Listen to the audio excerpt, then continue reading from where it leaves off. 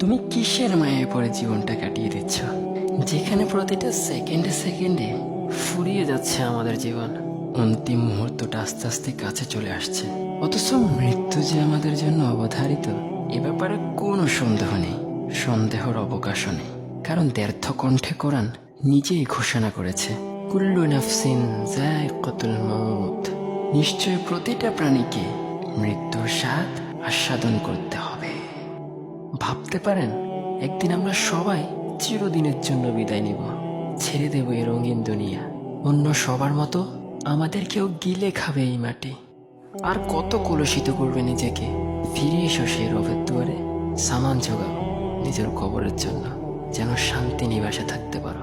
অন্যথায় আফসোস করে কোনো লাভ হবে না।